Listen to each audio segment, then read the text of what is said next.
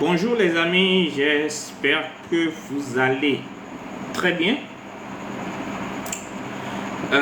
et que vous m'entendez justement. J'espère que vous m'entendez. Hein.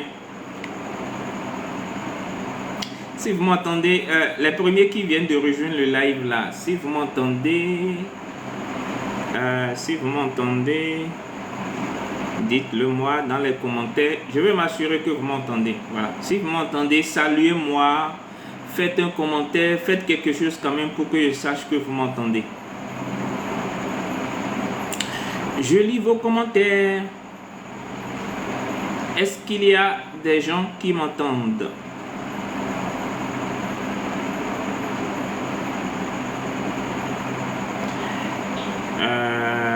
Je pars du principe que tout le monde m'entend. Hein. Ouais.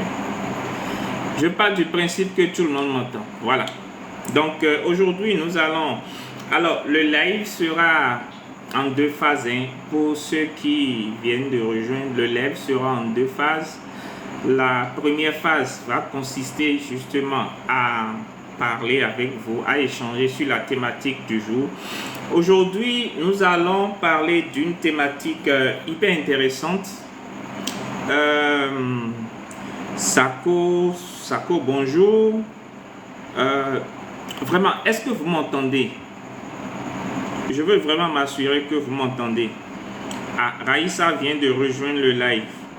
Donc, au moins, elle pourra me répondre. D'accord, super. Alors, donc, ce soir, nous allons échanger sur une thématique hyper intéressante. Hein, j'ai participé récemment à une conférence. J'ai animé récemment une conférence, une formation à l'endroit d'un groupe de femmes. Et donc, à la fin, elles m'ont posé un certain nombre de questions sur papier. Donc, chaque semaine, je vais prendre une question et aborder cela. D'accord. Donc aujourd'hui, je vais répondre à la question comment obtenir de la visibilité sur les réseaux sociaux pour augmenter ses ventes. Alors, premièrement, ce que je vais vous dire va peut-être vous étonner parce que ça peut aller à l'encontre un peu de la thématique de ce soir. Donc, comment augmenter cette visibilité, comment avoir plus de visibilité sur les réseaux pour augmenter ses ventes. C'est simple. En fait, il faut comprendre que être visible, d'accord, ne signifie pas forcément faire des ventes. Voilà. Il y a une différence entre être visible et faire des ventes. Toutes les visibilités ne génèrent pas de ventes, d'accord. Donc, être visible ne veut... Salut Yeri, bonne arrivée à toi. Être visible n'induit pas systématiquement faire des ventes, vous voyez. Donc, c'est ça que j'aimerais déjà vous expliquer. Parce que si je ne vous explique pas ça, dans la suite, vous n'allez pas comprendre un certain nombre de choses. OK? Alors, donc, je disais, être visible n'induit pas directement de faire des ventes. D'accord? Toutes les personnes qui sont visibles ne font pas des ventes. Et vice versa, d'accord. Et quel est le type de visibilité qui permet de faire des ventes?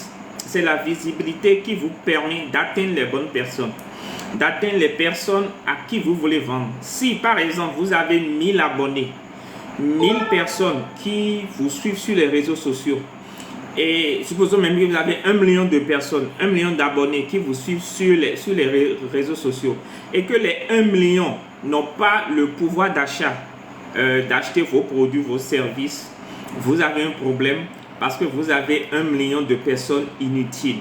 D'accord? Donc le but dans cette vidéo, c'est de pouvoir faire en sorte d'être visible auprès des bonnes personnes. D'accord? C'est très important. Donc ce n'est pas seulement être visible, mais il faut chercher à être visible auprès des bonnes personnes. Il ne faut pas chercher à être visible. La visibilité simple, la visibilité stérile, on ne cherche pas ça. Je le disais aujourd'hui à quelqu'un sur LinkedIn, une personne de LinkedIn qui m'a écrit sur WhatsApp. Être visible, c'est facile. Être visible, c'est très simple en fait d'être visible. Le plus dur, ok, On me dit de balayer pour voir les commentaires. Ah, d'accord, il y a les commentaires ici, d'accord. Le plus dur, en fait, n'est pas d'être visible. Le plus dur, c'est d'être visible auprès des bonnes personnes, auprès des personnes capables d'acheter vos produits ou vos services. Et pour ça, nous allons déjà chercher à comprendre comment l'être humain fonctionne. Il y a plusieurs biais humains, mais je vais vous parler de 3 biais psychologiques de l'être humain que vous devez prendre en compte lorsque vous voulez avoir de la visibilité qui va vous permettre de vendre. Parce que je suis parti du postulat de base que nous ne cherchons pas de la visibilité simplement, nous cherchons de la visibilité qui nous permet de vendre derrière. Donc, être visible, attirer des personnes qui nous ressemblent et qui ont le profil des personnes à qui nous voulons vendre. D'accord? Et donc, ça suppose que nous sachions à qui nous voulons vendre. D'accord? Il y a une question que je pose systématiquement à tout le monde. Lorsque je prends les gens, par exemple, en coaching, c'est qui sont tes clients idéaux? D'accord? Quelle est ta cible? Et l'une des premières caractéristiques de la cible, c'est que la cible doit avoir le pouvoir d'achat. Deuxièmement, elle doit avoir le problème que tu résous. C'est les deux. D'accord? Évidemment, le problème doit être urgent. D'accord? Alors, donc, tu dois pouvoir, comment on appelle ça? Tu dois pouvoir dresser le portrait de ta cible. À qui tu vends? Tu ne peux pas vendre à tout le monde. Les gens qui disent je vends à tout le monde, honnêtement, vous vous mentez à vous-même. Même Dieu n'a pas tout le monde comme cible. Même Jésus là, il n'a pas tout le monde comme cible. Quand vous lisez un peu la Bible, il y a des gens qui sont destinés pour l'enfer. Il y a des gens qui sont destinés pour l'enfer. Donc Dieu même ne cible pas tout le monde. D'accord? Même les vendeurs d'eau n'ont pas tout le monde comme cible. Et donc, vous, en tant que vendeur, vous ne pouvez pas avoir comme cible tout le monde. Vous devez avoir une catégorie de personnes, qui ont les moyens d'acheter votre produit, qui ont le pouvoir d'achat. Deuxièmement, qui ont le problème que vous résolvez. Et donc, quand on parle de problème que vous résolvez, souvent, il faut apprendre à écouter les gens. Alors, je vous explique. Si par exemple, tu es vendeur de sacs à main, et que chaque fois les gens viennent, les gens qui t'écrivent pour acheter ton sac, disent souvent que ton sac est petit et que, voilà, si l'objection principale c'est que ton sac est petit, en fait, il faut comprendre que les gens ne cherchent pas à acheter un sac. Ils cherchent à acheter un contenant qui permet ils cherchent à acheter quelque chose qui leur permet de mettre tous leurs outils de travail, tout leur matériel dedans.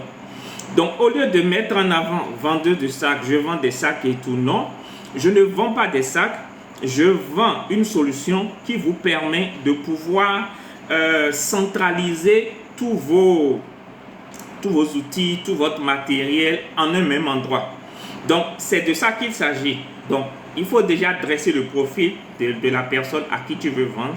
Et comme je le dis toujours, le moyen le plus simple pour identifier la personne à qui tu veux vendre, c'est déjà de commencer par la personne à qui tu ne veux pas vendre. Donc, si tu n'arrives pas à identifier ta cible, déjà, commence par prendre un cahier, un stylo et dresse le portrait de la personne à qui tu ne veux pas vendre. Le genre de personne à qui tu ne veux surtout pas, le genre de personne que tu ne veux surtout pas avoir comme client. Et donc, à partir de là, quand tu dresses le portrait de la personne que tu ne veux surtout pas avoir comme client, le contraire maintenant de ce dernier constitue ta cible. D'accord? Donc, et pour cela, pour avoir de la visibilité de qualité, nous allons nous baser sur les 3 biais psychologiques de l'être humain, les 3 biais principaux. Il y a plusieurs biais psychologiques au niveau de l'être humain, mais nous allons nous baser sur les 3 principaux. Premier biais psychologique, c'est que l'être humain est un être d'intérêt. D'accord? Donc, l'être humain est un être d'intérêt. D'accord? Donc, quand tu comprends que l'être humain est un être d'intérêt, ça veut dire quoi? L'être humain ne s'intéresse qu'à ce qui est rentable pour lui. L'être humain ne s'intéresse qu'à ce qu'il gagne, tu vois. Et à partir de là, comment toi, dans ta quête de visibilité, comment tu peux exploiter ce biais humain-là pour avoir de la visibilité de qualité? Première chose, c'est, en fait, le principe ici, c'est de montrer à ta cible ce qu'elle gagne à te suivre.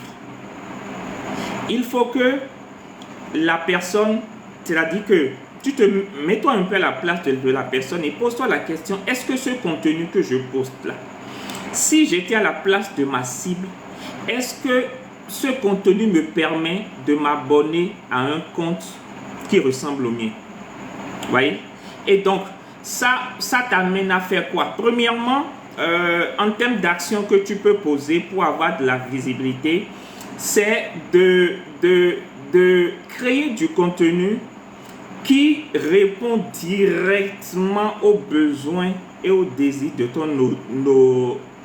ton audience. Et pour ça, tu dois pouvoir identifier, comment on appelle ça, quelles sont leurs peurs. Donc, tu dois faire la liste de tout ce dont ils ont peur. Quels sont leurs problèmes? Quels sont leurs souhaits?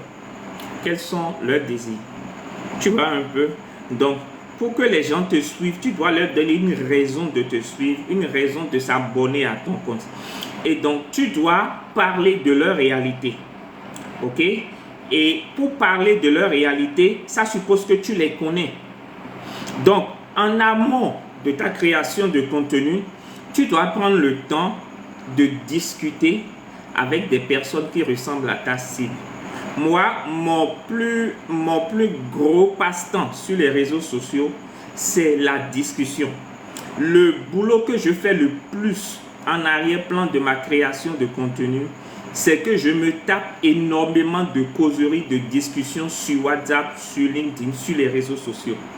Je prends du temps pour discuter avec les gens, que ce soit mes apprenants, que ce soit mes clients, que ce soit mes prospects, que ce soit mes abonnés, en inbox. Quand les gens m'écrivent, les gens me posent des questions, je prends du temps pour discuter avec eux, pour mieux comprendre leurs problématiques, pour mieux comprendre de quoi ils ont peur, pour mieux comprendre quels sont leurs souhaits, pour mieux comprendre quels sont leurs désirs. Tu ne peux pas aujourd'hui vouloir créer du contenu, vouloir avoir de la visibilité, sans pour autant écouter les gens à qui tu veux créer pour qui tu veux créer du contenu.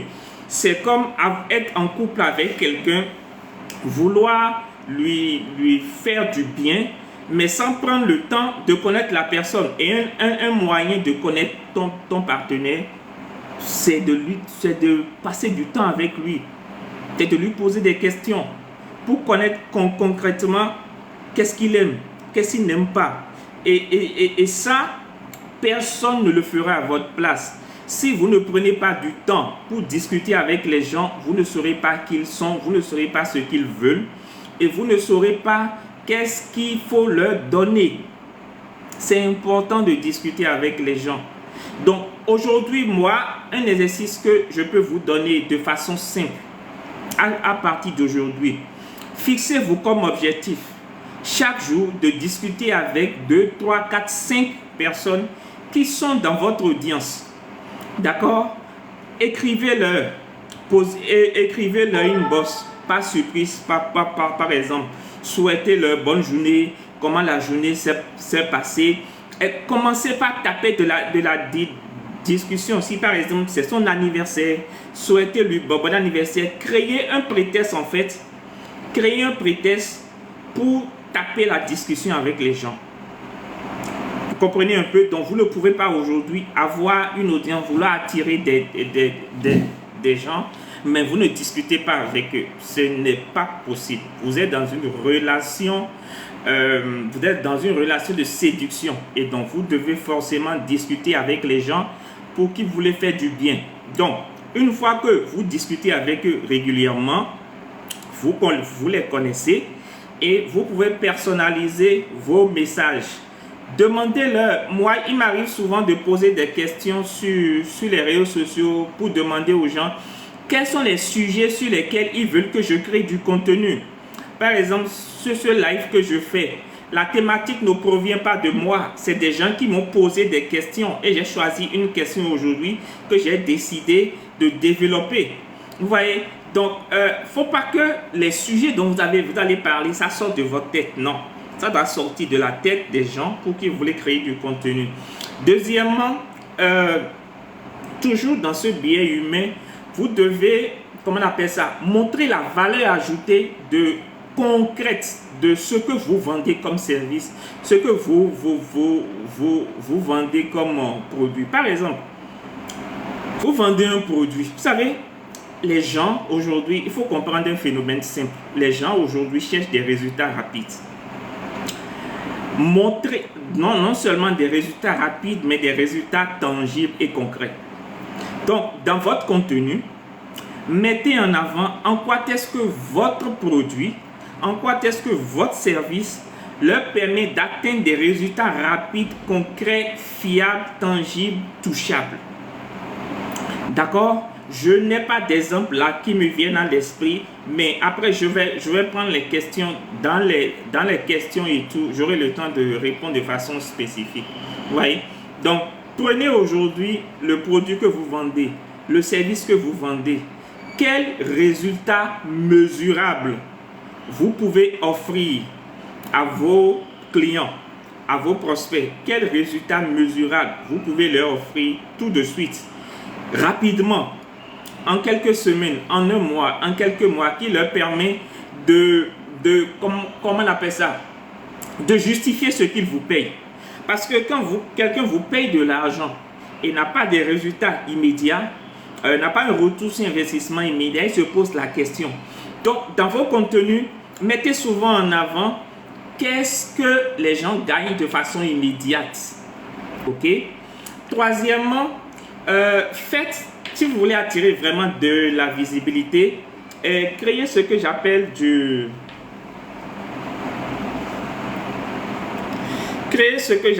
contenu interactif. Le contenu interactif, ça veut dire quoi? Sur votre page, sur votre compte Facebook, sur vos réseaux sociaux, vous n'êtes pas seul. Ce n'est pas un monologue, c'est un dialogue. Donc, faites des contenus qui poussent les gens à réagir. Par exemple, posez des questions, faites des sondages, posez des questions ouvertes, racontez des histoires, même des histoires inventées. Partagez votre journée. C'est-à-dire, dites, par exemple, si vous êtes dans un état d'esprit, moi, il m'arrive plusieurs fois de me lever, je n'ai pas la motivation, ou par exemple, je n'ai pas l'appétit, ou par exemple, j'ai un souci, et je pose la question aux gens, écoute, quand vous êtes par exemple en baisse d'énergie, qu'est-ce que vous faites? Vous voyez, par exemple, il m'est arrivé plusieurs fois d'être en baisse d'énergie, je n'arrive pas à expliquer. Je demandais aux gens, quand vous êtes en baisse d'énergie, qu'est-ce que vous faites? Quand vous êtes constipé, qu'est-ce que vous faites? Quand vous avez tel problème, qu'est-ce que vous faites? Et les gens adorent aider. Les gens adorent des personnes qui se montrent vulnérables. Et quand vous vous montrez vulnérable, quand vous montrez que vous aussi vous êtes humain et que vous avez des problèmes, quand vous partagez avec les gens les défis, les problèmes par lesquels vous passez et que vous demandez de l'aide de façon sincère, les gens sont là pour vous aider. Et quand vous mettez les gens dans la position de quelqu'un qui aide, les gens sont prêts à vous aider et ça renforce la connexion émotionnelle entre vous et votre audience. On est toujours au niveau du premier biais psychologique. L'être humain est un être d'intérêt. Et toujours par rapport à ce pilier, dernier point par rapport à ce pilier, partager des témoignages. Et là, il y a une mauvaise manière que les gens ont de partager des témoignages. Ça m'énerve, ça me sort par la tête en fait. Vous savez, partager les captures WhatsApp là, partager les captures des témoignages, ça c'est avant. Ça c'est avant. Aujourd'hui, ça ne marche plus. Pourquoi? Parce qu'aujourd'hui, vous pouvez inventer beaucoup de personnes inventent des témoignages. Ok, beaucoup de personnes inventent des témoignages. Et aujourd'hui, il y a des plateformes sur lesquelles on peut acheter des témoignages. Ça veut dire quoi? Ça veut dire que les gens croient de moins en moins aux témoignages écrits. Donc, si vous avez la possibilité, moi, je vous encourage vivement. C'est vrai, la vidéo aussi, c'est compliqué, mais ça donne plus de crédibilité. Oui. Donc, si vous avez la possibilité, demandez aux gens des témoignages vidéo. D'accord? Ou soit, au niveau des témoignages, évitez juste de partager des captures, mais partagez, comment on appelle ça? L'histoire derrière le témoignage. Par exemple, on appelle ça des études de cas. Par exemple, vous prenez un client qui est satisfait de vos produits, de vos services. Racontez l'histoire qui est derrière ce témoignage. D'accord? Comment est-ce que, par exemple, la personne vous a connu? Comment est-ce que la personne vous a contacté? Quels étaient ses doutes au départ? Comment vous avez fait pour le convaincre?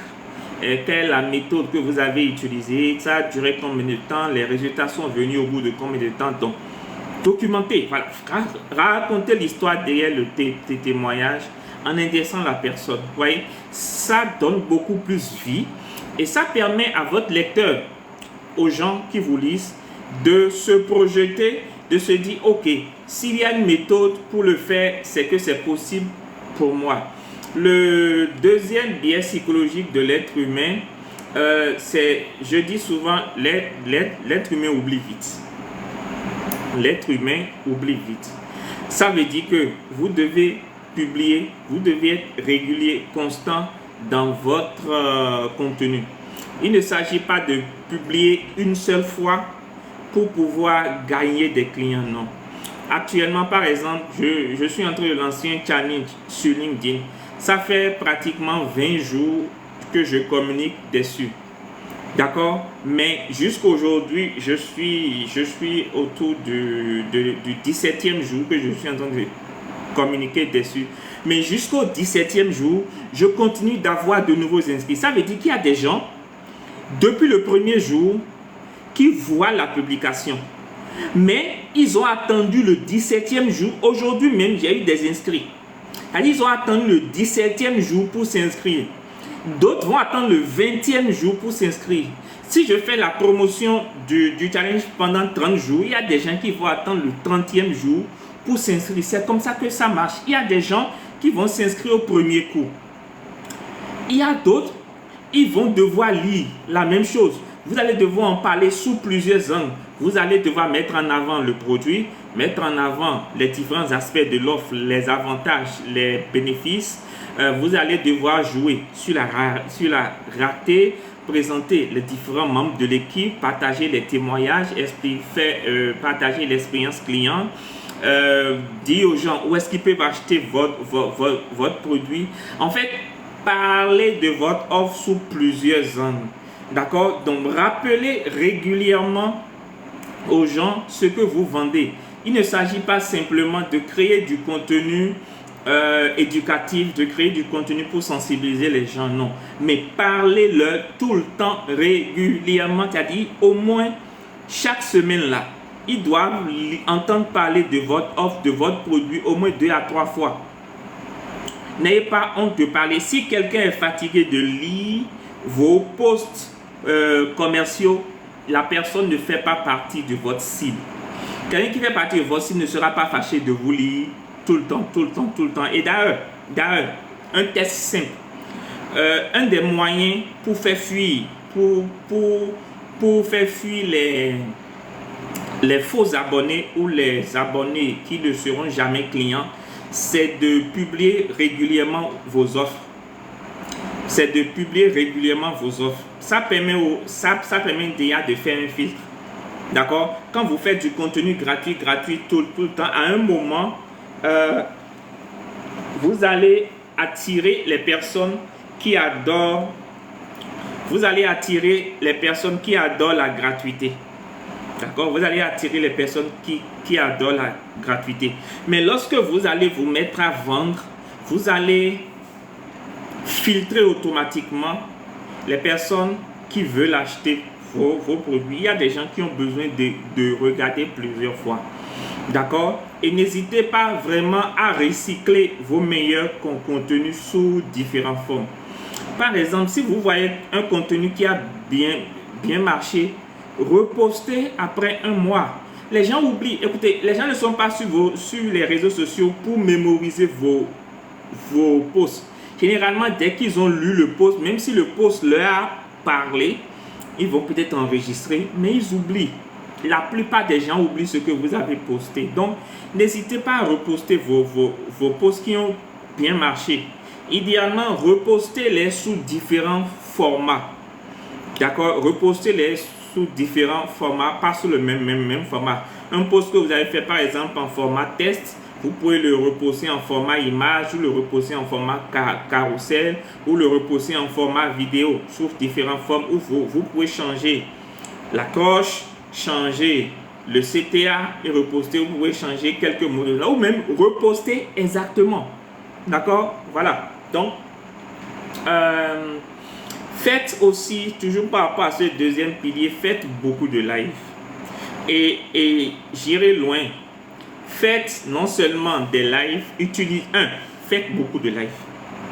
Moi, pendant longtemps, j'ai négligé les lives. Là, je les ai repris. Les lives ont le pouvoir de vous permettre de vendre comme ce n'est pas permis. Et en parlant de live, je vais faire une parenthèse. Si aujourd'hui vous êtes vendeur en ligne ou vous êtes vendeuse en ligne, ou vous voulez vous lancer dans le e-commerce ou vous voulez vous lancer dans la vente en ligne, vous n'avez pas besoin d'avoir du stock. Je vais vous donner une méthode simple. Je l'ai vu au Vietnam. D'accord? Je n'ai pas voyagé au Vietnam, mais j'ai vu ça chez des vendeuses en ligne du Vietnam. Qu'est-ce qu'elles font? Elles n'ont pas de produits, elles n'ont pas de stock. Par contre, elles ont des partenaires qui sont des grossistes. Et ces grossistes-là ont des boutiques physiques. Et donc, moi, par exemple, je veux me lancer dans la vente en ligne. Je vais voir une vendeuse, je m'entends avec la personne. Et je viens avec mon matériel de live, mon téléphone, mon ring light, mon trépied, etc. Et je fais mon live dans sa boutique. Je fais mon live dans la boutique en montrant ses produits à lui qu'il vend. Je présente comme si ce sont mes produits. Vous voyez? Et je prends les commandes dans le live. D'accord? Donc, les gens payent en même temps sur Orange Money ou les gens m'écrivent sur WhatsApp pour pouvoir commander. D'accord? Et à la fin, je reste dans la boutique, j'encaisse les paiements, j'achète les produits et je livre. J'encaisse mon argent et je rentre chez moi à la maison. Aussi simple que ça. Donc, c'est pas compliqué. Vous voyez? Donc, pas besoin. Et chaque jour, je reviens, chaque matin, je reviens, je suis en live toute la journée, en live de vente. J'encaisse mes commandes, j'encaisse mes paiements. Tout le monde est content. Je paye. Le soir, je rentre chez moi. Je peux avoir plusieurs ventes de grossistes chez qui je fais la même chose. Voilà. Et faites beaucoup de live.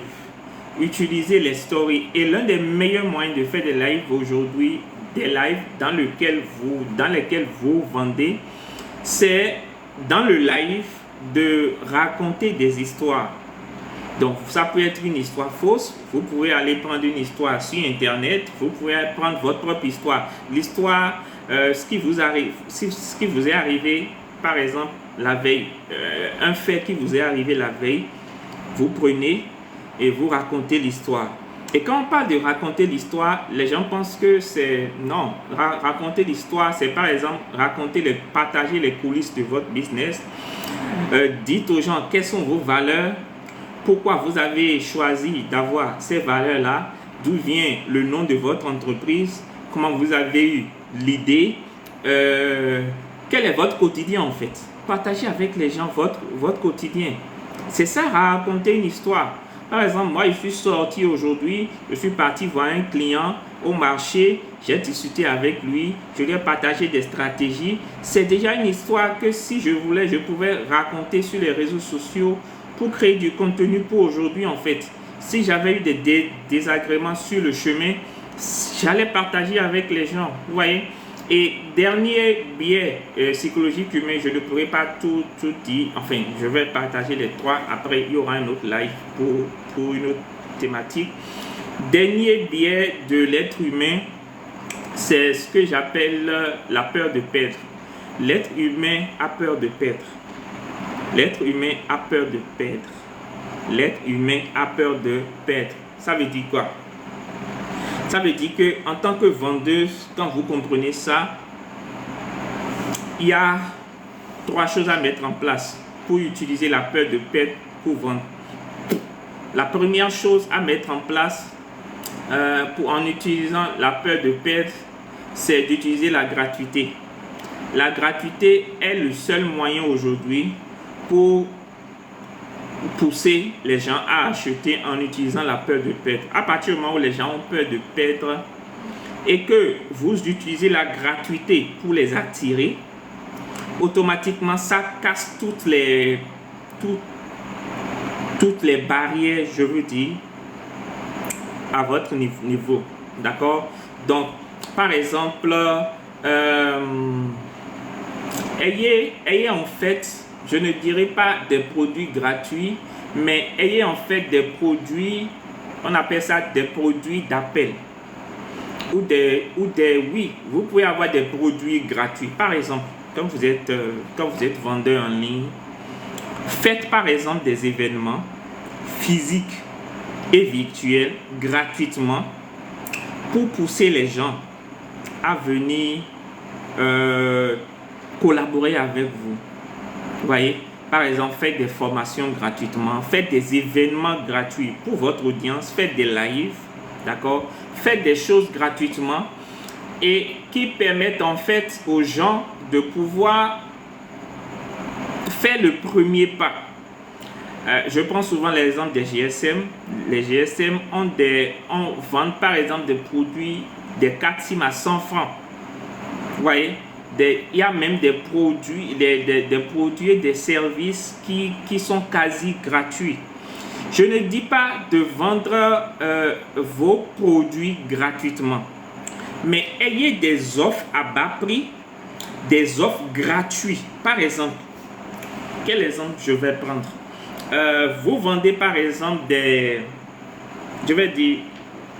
vous vendez par exemple vous vendez par exemple des sacs à main. D'accord? Vous vendez des sacs à main et vous avez une certaine audience sur les réseaux sociaux. D'accord? Pourquoi par exemple, si vous avez une boutique physique, même si vous n'avez pas de boutique physique, pourquoi par exemple ne pas organiser comment on appelle ça, des formations ou des conférences, d'accord, à l'endroit des femmes sur par exemple comment est-ce que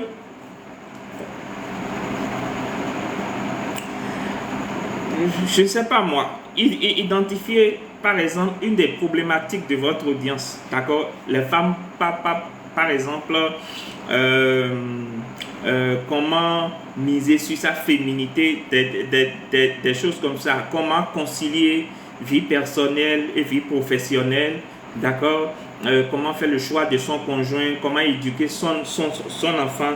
Après, ça dépend de votre cible en fait. Si par exemple votre cible c'est essentiellement les jeunes filles et que vous avez l'habitude de discuter avec elles, vous connaissez leurs problématiques, d'accord, donc permettez-leur par exemple de venir se confronter à vous gratuitement, de venir vous découvrir gratuitement, parce qu'il faut comprendre aussi quelque chose, en matière de développement de communauté en ligne, beaucoup de personnes oublient l'aspect, je vais dire, beaucoup de personnes oublient l'aspect, un instant s'il vous plaît.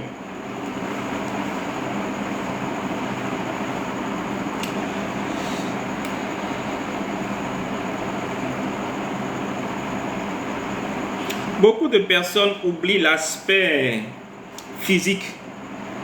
En fait, le virtuel n'exclut pas le physique.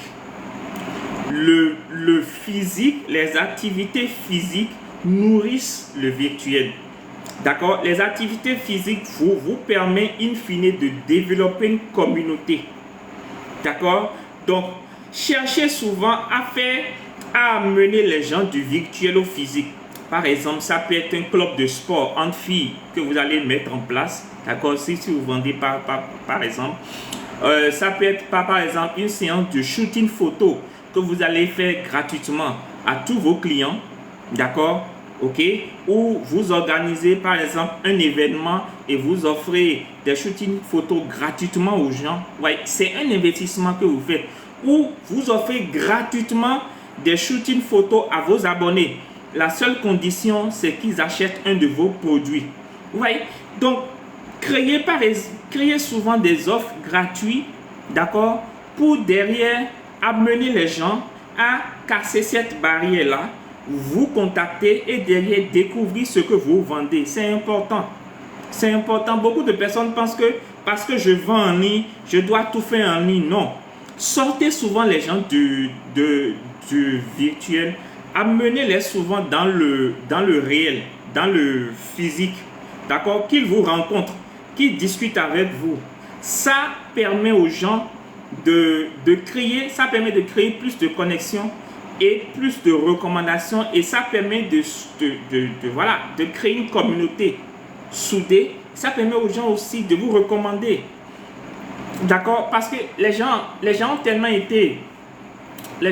été arnaqués en ligne que franchement aujourd'hui ils sont de plus en plus, comment on appelle ça, ils ont de plus en plus peur. Ils ont vraiment de plus en plus peur. Ok? Donc faites vraiment du gratuit. Faites des essais gratuits. Permettez aux gens de tester votre produit gratuitement. Par exemple, vous vendez des sacs à main. N'hésitez pas aux gens, n'hésitez pas à pousser les gens à venir tester, toucher le sac pour voir. Je ne sais pas ce que vous vendez, mais intégrez le gratuit dans votre... trouvez par exemple, toujours quand on parle du gratuit, et je vais finir là, quand on parle du gratuit, n'hésitez pas à, comment on appelle ça, identifier un produit que les gens demandent beaucoup dans votre domaine. Achetez-le et revendez ça au prix d'achat. Par exemple, vous vendez par exemple des voitures, d'accord, puisque c'est mon poste qui est en train de marcher le plus à ce moment. C'est même pas tout est-ce que les gens sortent, ils partagent comme c'est pas permis. Un post long, en fait, c'est d'ailleurs la preuve que les gens aiment lire les posts longs aussi, et si c'est bien rédigé. Par exemple, vous vendez des voitures. Dans quel accessoire des voitures les gens achètent le plus? Par exemple, ça peut être les pneus. Prenons les pneus par exemple. Vous pouvez faire le choix d'acheter des pneus. Votre produit principal, c'est les voitures.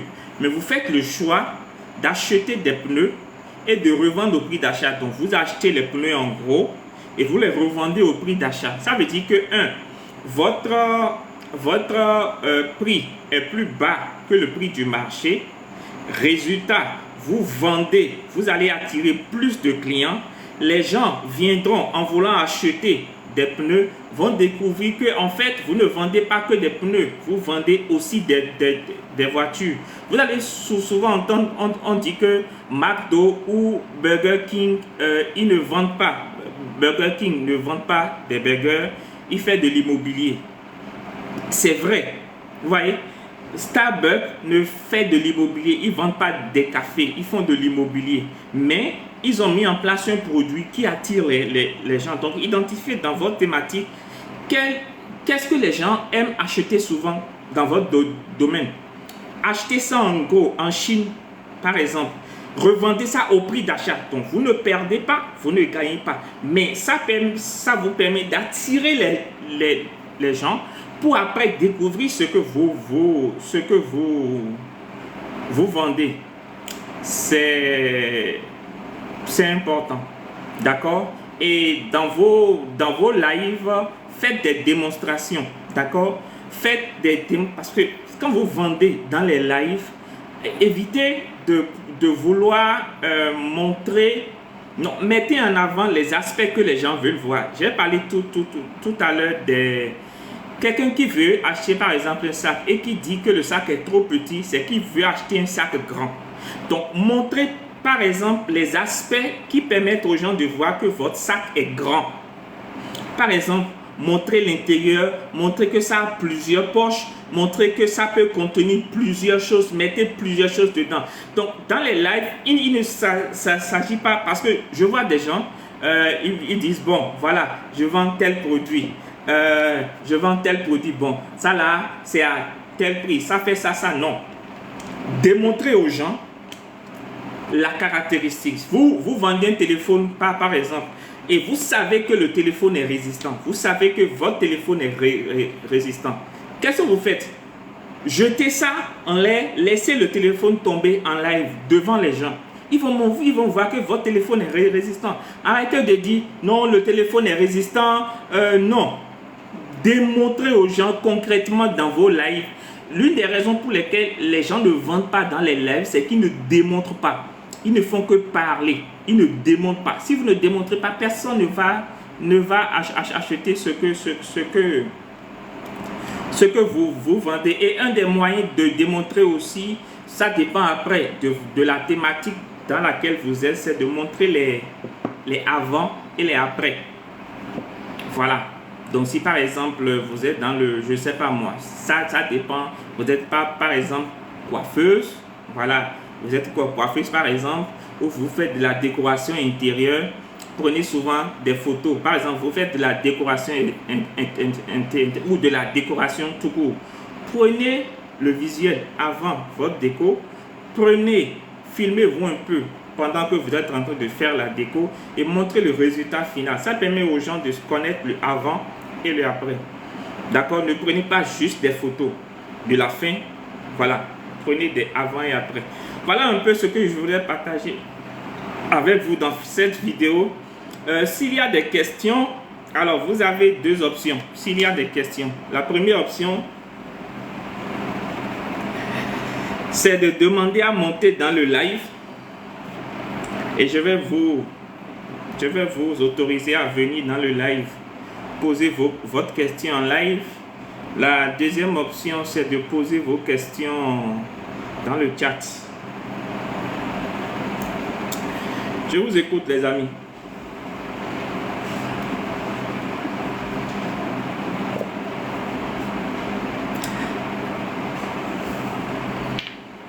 Par les compassions de Christ, s'il vous plaît, parlez. Je n'ai pas envie de faire un monologue. Même si c'est pour monter dans le live et me dire bonjour. Venez me dire bonjour.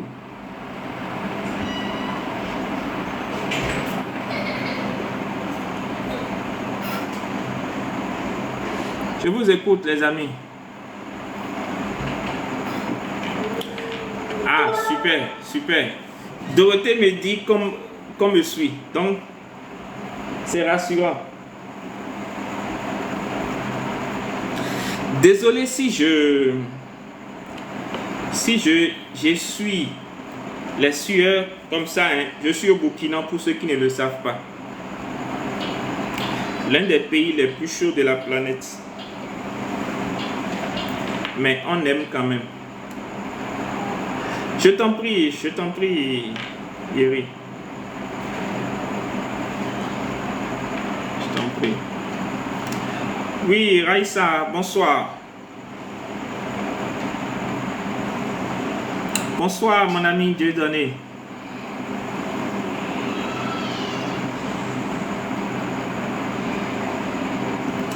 Merci encore à vous pour le live. Hein. C'est mon dernier live sur LinkedIn. Je pense pas, j'ai dit LinkedIn. Seigneur Jésus. Mon dernier live sur TikTok remonte à 2022. Vous imaginez un peu. Donc ça fait pratiquement 2 ans que je n'ai pas fait de live sur TikTok. Donc c'est la reprise, quoi. C'est la rentrée. Donc on va essayer de faire de plus en plus de live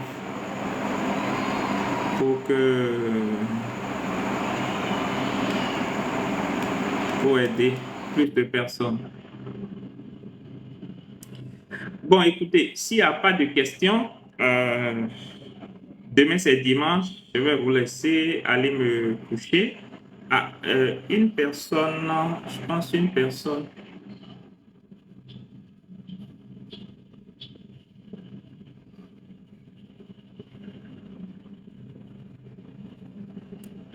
Je sais pas, hein.